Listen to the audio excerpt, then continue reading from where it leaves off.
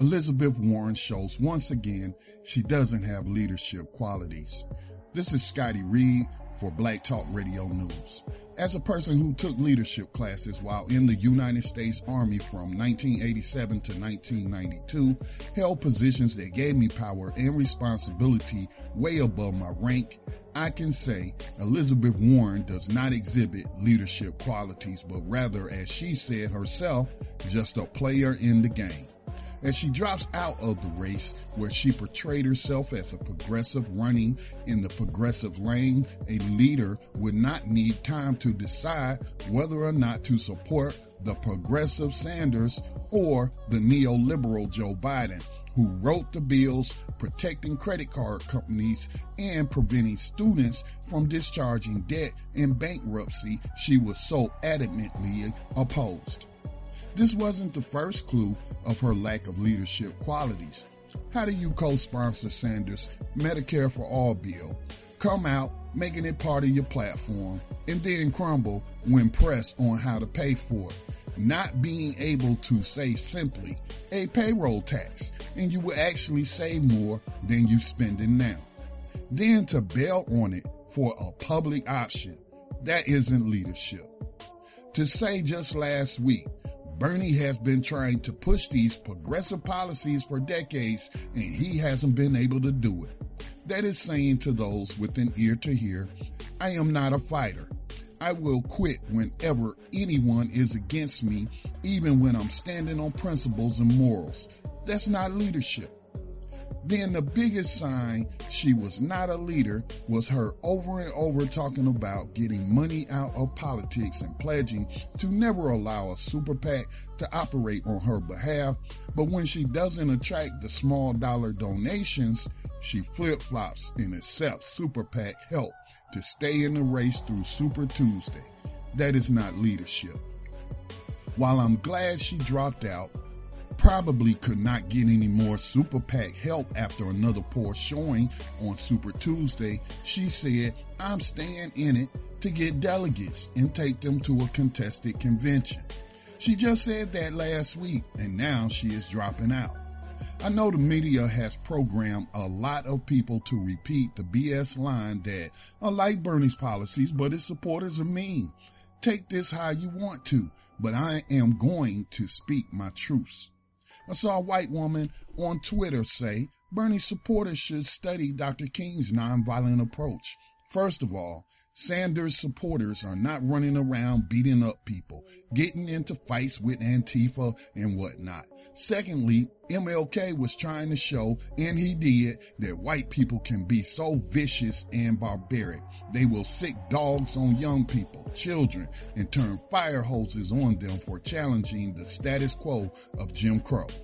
However, to say some BS like that to a base that is majority non-white, the children and grandchildren of those black people she talking about is racist.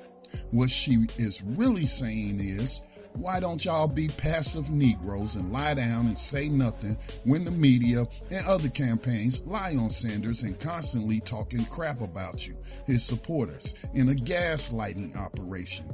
If a white person can come close to understanding what it is like to be black in America for millions, a white Sanders supporter should be able to identify.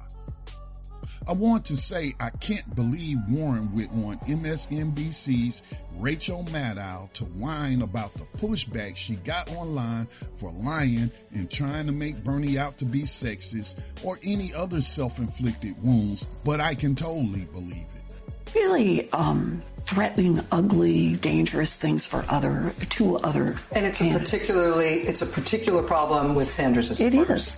I mean, and it just is. It's just a factual question. And it is. And that's something I think that... Have you ever talked to Senator Sanders about that? I have. What was that conversation like? It was short. Leaders don't go and whine on national TV about getting snake emojis on Twitter or that someone is mean to them or how many death threats, if any, they got. Then to subscribe the behavior to one particular group of voters without any proof as to the real identities behind the accounts is suspect on Warren's part. If Warren was in the military, no one would respect her and would see her as weak. I had a female drill instructor in basic training in 1987. She was a very strong and confident woman who let you know who was in charge. I can't imagine Warren as commander-in-chief. I don't know what kind of leadership training Warren has received, if any at all, but it might have been the Hillary Clinton school of how not to take responsibility for your mistakes and blame everyone else. Could you imagine if Barack Obama, possibly the most hated politician to grace the national stage, who was daily being subject to racist taunts and death threats, went on national television to complain about someone being mean to him after losing a primary state to Hillary Clinton? If he had, people would have said he isn't strong enough to handle the pressure of being president. You can read this and try to use it against Sanders, but know that while I support his platform and candidacy, I would call you out on your BS before I even knew who Sanders was. And Sanders ain't my master, and no one can muzzle me. You can kick me off your platforms for telling truths, but you can't silence me because we have our own platforms, and I will get right back on wherever because I can. The bottom line, my informed opinion is that Warren is not a leader, so if you're following her lead, ain't no telling where she might try to take you. As she takes time to calculate her next move to benefit God knows who, if she endorses Biden, she is done in the progressive movement. Or if she remains neutral, then she is where she belongs, out the race and on the sidelines. This has been Scotty Reed with a Black Talk Radio News Report. Black Talk Radio Network is in danger of going offline. Make a tax-deductible donation so we can keep bringing you independent Black voices.